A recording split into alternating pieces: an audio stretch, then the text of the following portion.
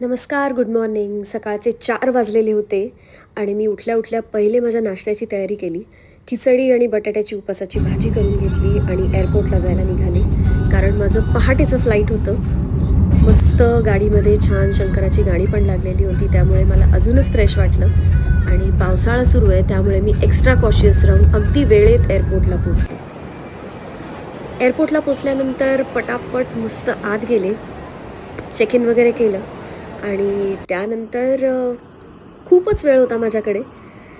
मग छान नाश्ता करायला बसले आणि तुम्हा सगळ्यांना सांगते की मी निघाले होते खाटू श्यामजींच्या दर्शनाला.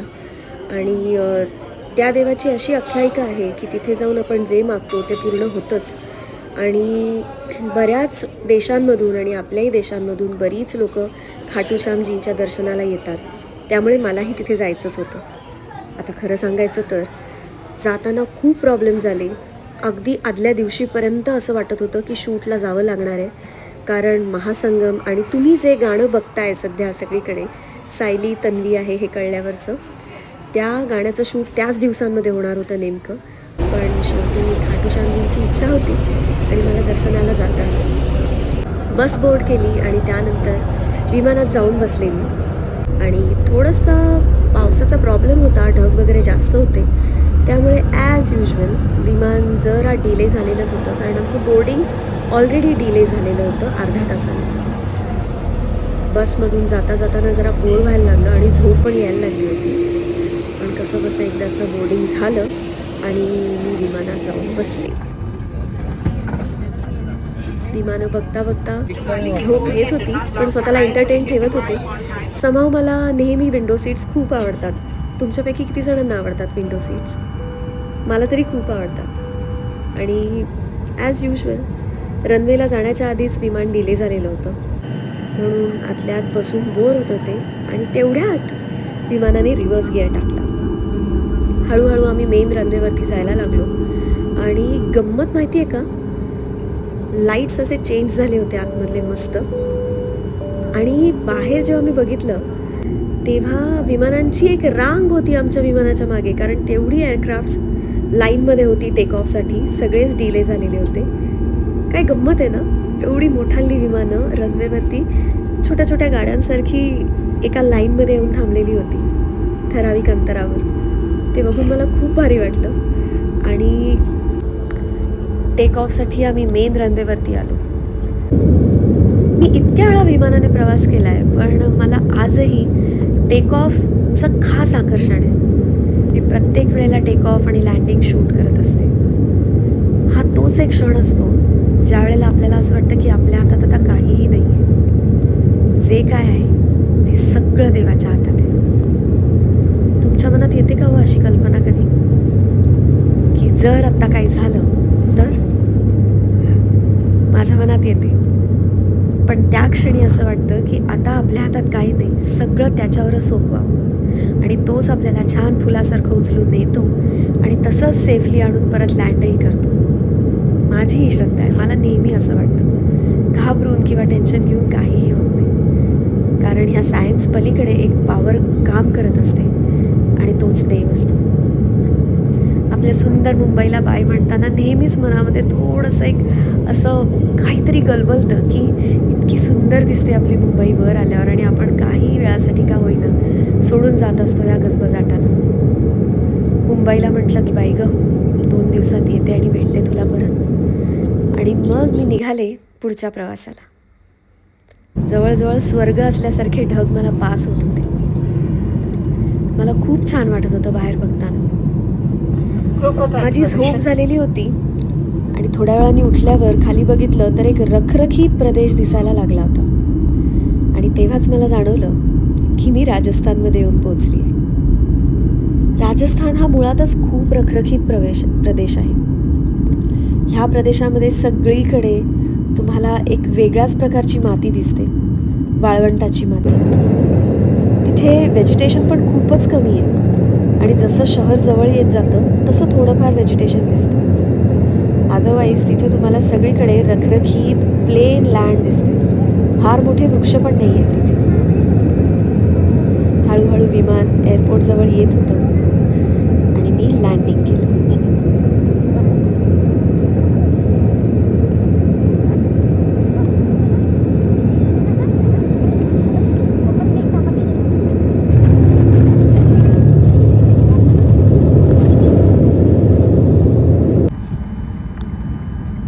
माझी बॅग पण दिसली होती मला तिकडनं येताना. जरा वेळ बघत बसले होते, त्यानंतर बाहेर पडले आणि बॅग घेऊन माझ्या कॅबमध्ये जाऊन बसले. मी प्री बुक करूनच शक्यतो सगळीकडे फिरते, म्हणजे मग वेगळ्या शहरात, वेगळ्या स्टेटमध्ये किंवा वेगळ्या देशात गेलो तरीसुद्धा काळजी राहत नाही. आणि एस्पेशली जेव्हा एकटी मुलगी फिरायला जात असते, तेव्हा ह्या सगळ्या गोष्टींची काळजी आधीच घेणं खूप गरजेचं असतं. आणि त्यासाठीच मी नेहमी माझ्या ओळखीच्याच एका ट्रॅव्हल एजंटकडनं सगळं बुकिंग करून घेते आणि मगच ट्रॅव्हल करते. आणि दुसरी गोष्ट, मी जिथे कुठे जात असते तेव्हा माझं लाईव्ह लोकेशन मी माझ्या घरच्यांबरोबर शेअर केलेलं असतं. त्या कॅबचे डिटेल्स पण मी शेअर केलेले असतात. थोड्या वेळाने एका रेस्टॉरंटच्या इथे जाऊन पोहोचले आणि आठवलं की आपल्याकडे आपला डबा आहे. त्या रेस्टॉरंटमध्ये मी जाऊन विचारलं की दादा मला जरा खिचडी गरम करून द्याल का, माझा उपवास आहे. आणि त्यांनी मला गरम करून दिली आणि म्हणून मी मस्त दुसऱ्यांदा ताव मारला. सो फायनली मी आलेली आहे आता आणि हॉटेलमध्ये चेक इन केलेलं आहे. द फन रेसिडेन्सीमध्ये मी राहते आहे आणि छान झाला प्रवास. आज इकडचे जयपूरमधल्या काही गोष्टी आहेत त्या मी बघणार आणि मग उद्या दर्शनासाठी निघणार आहे. खाटू श्याम जींच्या दर्शनासाठी जाणार आणि सकाळी लवकर जायचं आहे, कारण असं ऐकलं आहे की तिथे खूप गर्दी असते. तर आता ही माझी रूम आहे आणि बघूया, मी सगळ्या तुम्हाला गोष्टी व्यवस्थित व्हिडिओ करून दाखवणार आहे की मी आज कुठे कुठे फिरले, काय काय केलं आणि दर्शनाचं पण कसं सगळं झालं, लाईन होती की नाही, काय, या सगळ्या गोष्टी मी शेअर करणार आहे. आत्ता बाहेर खूप ऊन आहे इथे. किती उघडते. हॅलो. अराउंड 40 डिग्रीज और त्यापेक्षा जास्त आहे, त्यामुळे डाऊन झाल्यावरती बाहेर पडणार. आणि आत्ता तुम्हाला दिसत असेल तर आणखीन एक कलमकारी ड्रेस घातलेला आहे मी. आणि आता बघू बाहेर. मी जाणार आहे आता जंतर मंतरला, हवा महलला आणि सिटी पॅलेसला. तर तिकडच्या कॅफेजमध्ये जाणार आहे. ऑफकोर्स मी चहा कॉफी काही पित नाही, पण तिथे छान बसायला डेक वगैरे बनवलेला आहे आणि तिथनं तुम्हाला हवा महल छान दिसतो, त्यामुळे तिथे जाऊन बसणार आहे. निघताना एकदा स्वतःला बघितलं की कशी दिसतीये, सगळं व्यवस्थित घातलंय की नाही, आणि मग निघाले प्रवासाला.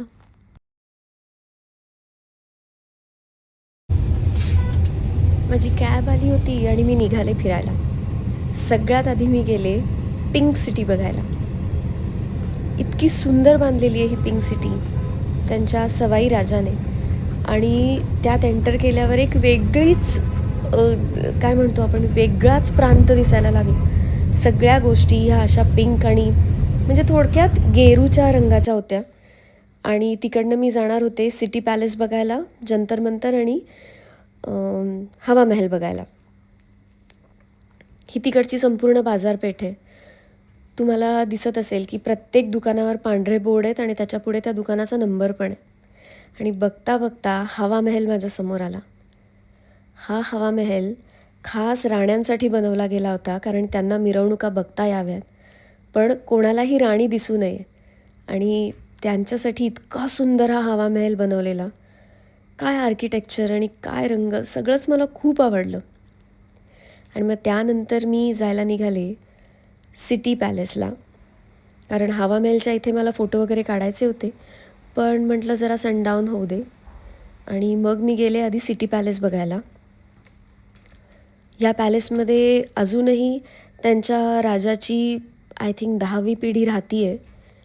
आणि पुढे चालतायत हे माझे गाईड दादा आहेत, कारण तिथल्या गोष्टी सगळ्या आपल्याला नीट कळायला हव्यात, म्हणून मी गाईड घेतला होता बरोबर. काय दरवाजा आहे बघा, किती सुंदर आणि काय हाईट आहे. एकूणच हा सिटी पॅलेस मला खूपच आवडला होता, कारण एकतर खूप स्वच्छ ठेवलेलं सगळं आणि सगळ्याच गोष्टींच्या बाबतीत म्हणजे इतका मोठा आहे तो, आणि इतक्या गोष्टी आहेत त्यामध्ये, वेगवेगळ्या प्रकारची सेक्शन्स आहेत आणि खूप सुंदर ठेवला आहे तो अजूनही.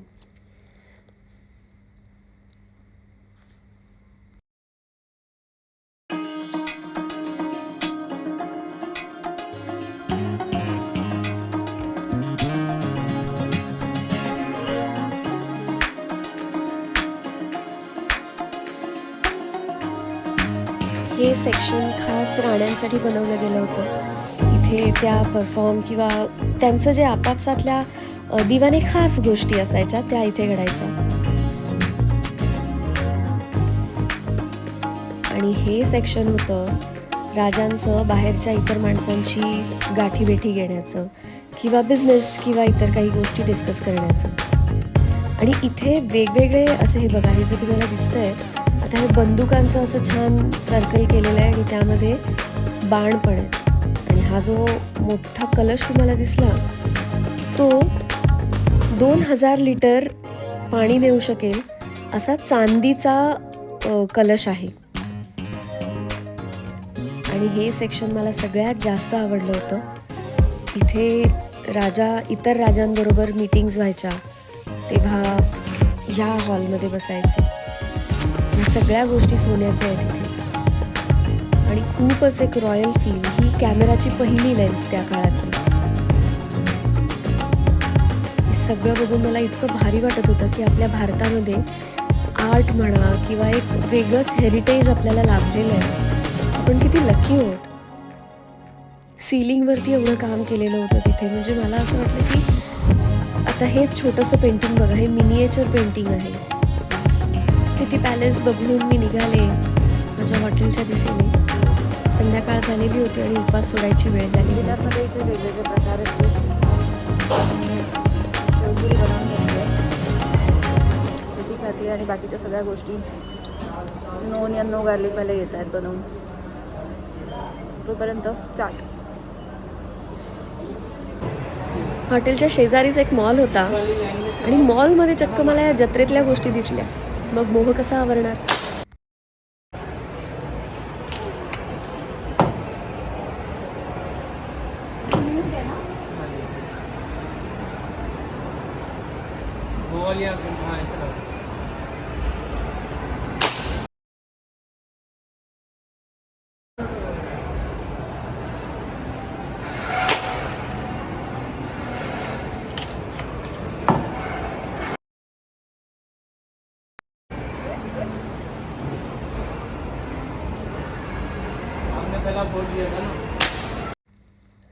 मला हे फुगे फोडून खूपच मजा आली आणि तिथेच बाजूला डार्ट बोर्डसुद्धा होता.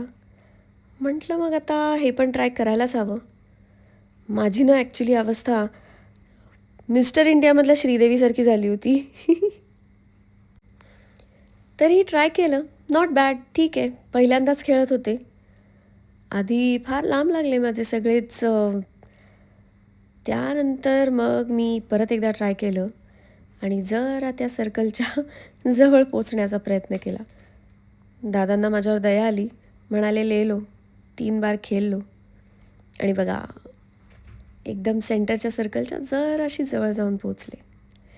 एकूणच हे खेळून मला खूप मजा आली आणि लवकर झोपायचं होतं कारण दुसऱ्या दिवशी लवकर प्रवास सुरू करायचा होता खाटू श्यामजींना जाण्यासाठी.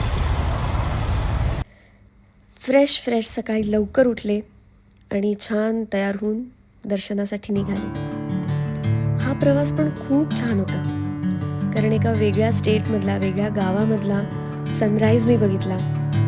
खूप प्रसन्न वाटलं मला आणि असं वाटत होतं मनातूनच की दर्शन पण छान होणार आहे.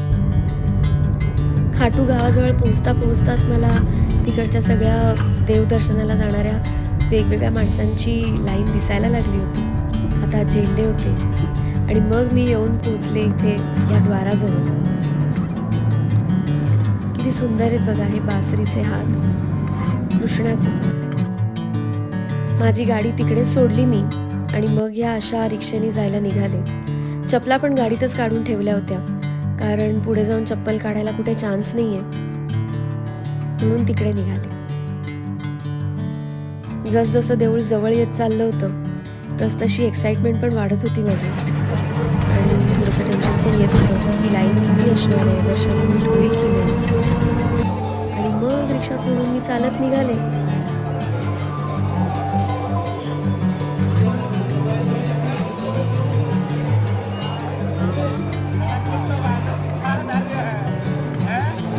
असं म्हणतात की खाटू श्याम बाबांना गुलाब देतात तर मी गुलाब घेतला.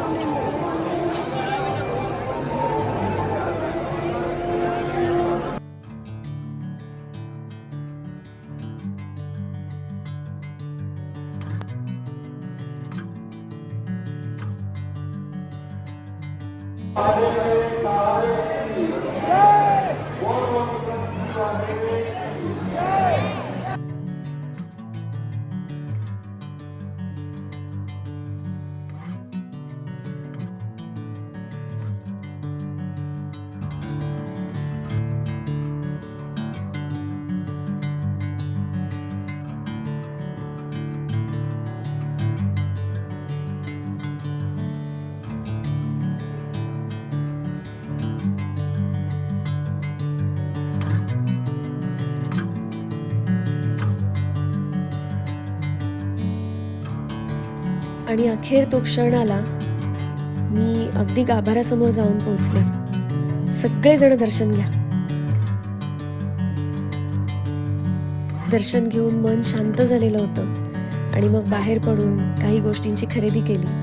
तिकडची कचोरी पण खाण्याचं खूपच मन होत होतं माझं, पण त्यातल्या त्यात जरा स्वच्छ ठिकाण शोधलं आणि मग तिकडे कचोरी खायला जाऊन बसले. इथे कचोरी ही अशी खातात, एकतर छोले घालून किंवा त्यावरती कढी घालून. लाकडी चमच्याने मला काही खाता येईना, त्यामुळे स्टीलचा चमचा मागवला आणि मस्त नाश्ता करून घेतला. झणझणीत अशी होती ही कचोरी, पण संपवली. आणि दर्शन घेऊन सगळं छान परत मी माझ्या प्रवासाला निघाले, परत जयपूरला येण्यासाठी. खूप छान वाटत होतं मला आणि खाटूश्यामजींना मी माझ्या मनातल्या सगळ्या इच्छा पण सांगितल्या. ज्यासाठी गेले होते ते सगळं सांगितलं. माझ्या मागे दिसतंय ते तोरणद्वार आहे. तिकडनं बाहेर निघताना डोळेही पाणावले होते माझे. असं वाटलं की परत मी इकडनं जे घेऊन जातीये ते ज्यासाठी आले होते त्या गोष्टी नक्की पूर्ण होऊ दे. जाताना पुन्हा गाडीवरती मला खाटूश्याम बाबांचाच सिम्बॉल दिसला. दर्शन करून निघाली आहे आता. जाणार आहे इकडच्या शॉपिंगसाठी. त्यामध्ये ब्लू पॉटरी आहे, इंडिगोची इकडची फेमस आहे आणि फॅब्रिक्स म्हणजे बघून प्रिंट आहे आणि बऱ्याच बाकी गोष्टी आहेत. सो त्या सगळ्या बघायला आता मी जाणार आहे आणि शॉपिंग करणार आहे. बघू काय काय मिळतं मला ते. सुविनियर्स पण काय मिळत आहेत का तेही बघणार. हे सगळं बाहेर खूपच जास्त गरम आहे, म्हणजे टेम्परेचर 40-44 वगैरे आहेच आहे आणि त्यामुळे बाहेर जाताना आता सगळं पॅक करूनच जावं लागणार आहे. तसं फिरलं तरच बेटर आहे, नाहीतर खूपच अवघड आहे सगळं. खूप गरम होतं इथे.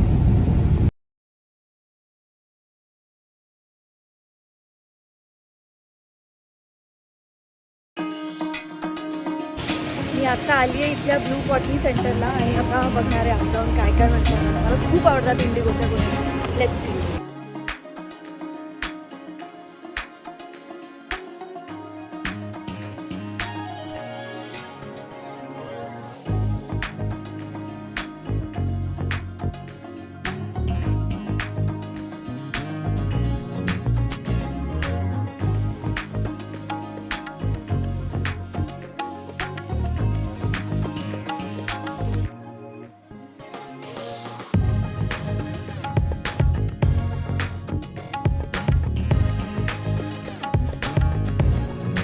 मी या 4 गोष्टी शॉप केल्या. प्लेट, बोल आणि 2 छोटे पॉट्स.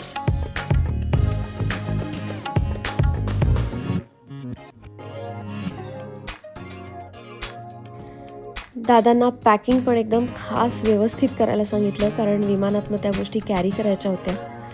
आणि एक टेन्शन होतं की मला हे चेक इन करता येईल की ऑनबोर्ड घ्यावं लागेल. आणि चेक इन करायचंच नव्हतं शक्यतो मला, कारण जर फुटल्या गोष्टी तर मी काय करू. म्हणून एअरपोर्टला माझी दुसरी ॲक्च्युली कसोटी लागणार होती की मला हे ऑनबोर्ड घेऊन जायचं होतं.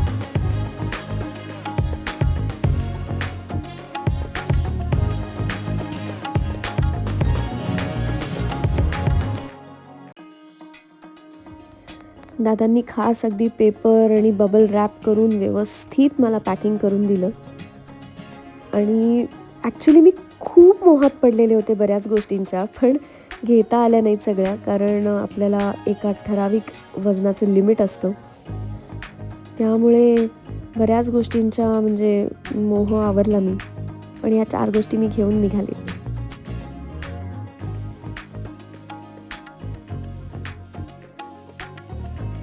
त्यानंतर मी दोहार, क्विल्ट, तिकडची वेगळ्या प्रकारची एक ओढणी, अशा सगळ्या गोष्टींचं मन मुराद शॉपिंग करून निघाले. भरपूर शॉपिंग केलं आहे मी आणि आता वेळ झालेली आहे हॉटेलला जायची आणि फायनल पॅकिंग करायची. कारण सगळ्यात जास्त डिफिकल्ट असतं ते म्हणजे आपल्याला दिलेल्या वेटमध्ये बरोबर आपल्या बॅग्स बसवणं.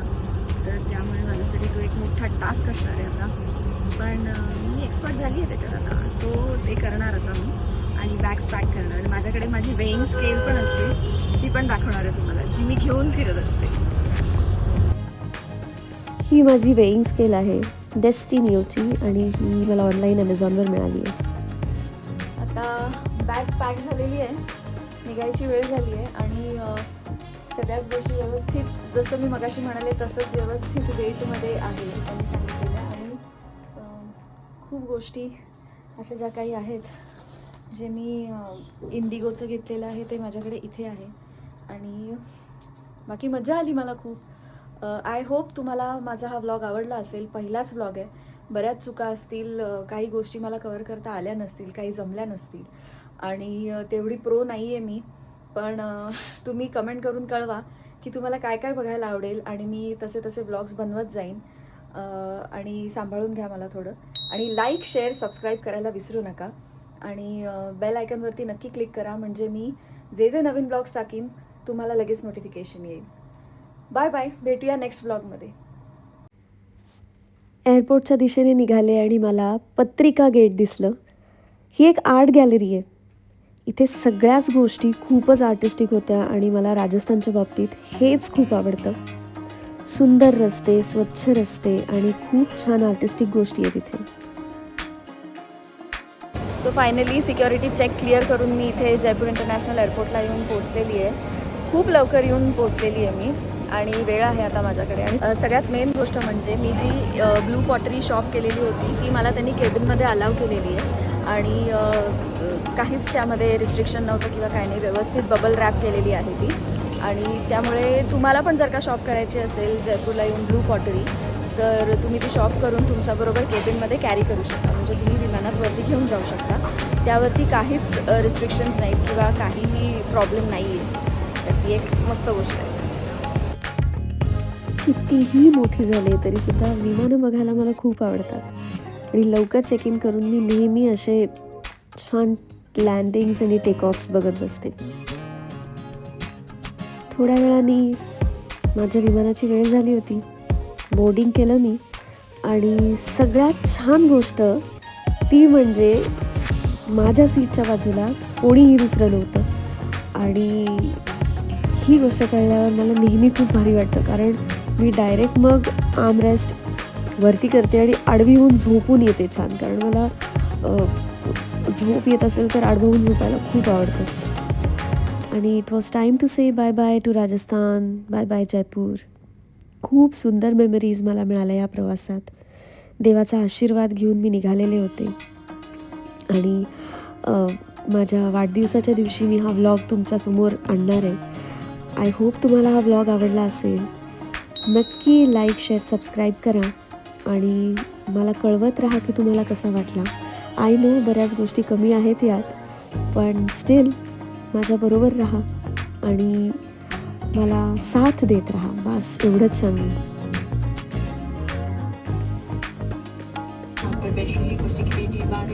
बघता बघता मुंबई आलेली होती आणि बॅगेज बेल्टवरती माझं सामान घेऊन मी माझ्या घरी येऊन पोहोचले.